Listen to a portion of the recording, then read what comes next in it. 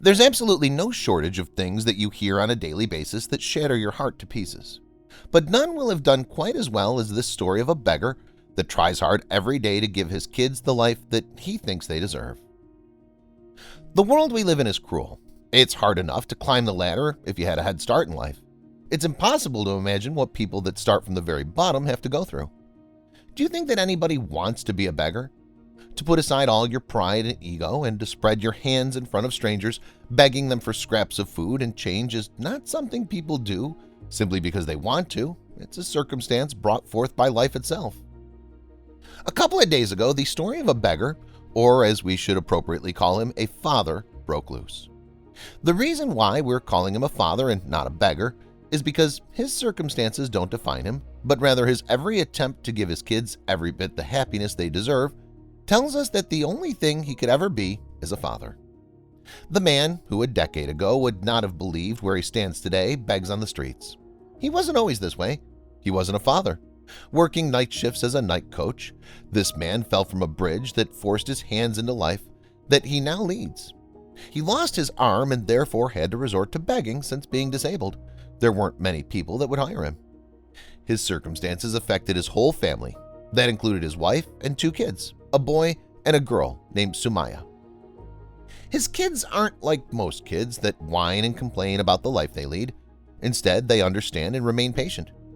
Sumaya is empathetic to her father's lost limb and understands the struggles he has to go through just to make sure that his family does not go to sleep on an empty stomach.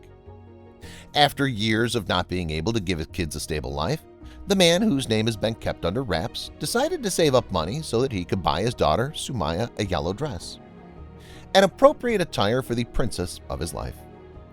He saved and saved all the money he could, and once he took Sumaya to a dress shop where he handed 300 in the form of 60 crumpled up notes. Upon seeing the state of the money, the seller yelled at the man in front of his daughter Sumaya and asked him if he was indeed a beggar. Realizing the humiliation the situation was bringing upon her father, Sumaya wept and begged her father to forget about the dress and go back home. To her, no dress could ever amount to the disrespect her father was facing just now. Wiping Sumaya's tears, the man didn't back down and bought the yellow dress for her after all for the smile, he says. To him, it doesn't matter that he was humiliated by the shopkeeper because such was the society he knew and lived in. All that mattered was that after 2 whole years of not being able to buy his daughter something new, she was now in a beautiful yellow dress, worthy of her. Today's different because my daughter is very happy. Today, this father is not a beggar. Today, this father is a king, and here is his princess. He knows the pain he sees in his children's eyes every day as he begs, because how could he not? The society humiliates those that aren't up to its standards, the standards which can never be breached by someone that's a beggar. Regardless of the ordeals his family has to go through, this father has made every attempt to educate his kids. Some days his kids cannot sit in the exam rooms to take their exams because he's unable to pay the fees. Though it makes him unbearably sad, he reminds his kids that the biggest exam they'll ever go through is in life itself. Some days he gets sad, but he finds solace in his kids that hug him to sleep. So what if he's a disabled beggar? The fact that regardless of everything, he still has a family that loves and cherishes him is what makes it worthy of being alive, even in this situation. The shopkeeper yelling at this beggar didn't come as a surprise, did it? We see it every day.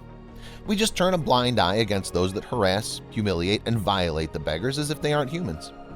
In doing so, was it us that became inhuman? We give them charity and ask them to pray for our well-being in return. Why do you think that is? If we expect them to help us in this manner, shouldn't we at least be empathetic towards all that beggars go through? It doesn't take much to be human. We should learn from those that don't have much of anything except to be human, like this father.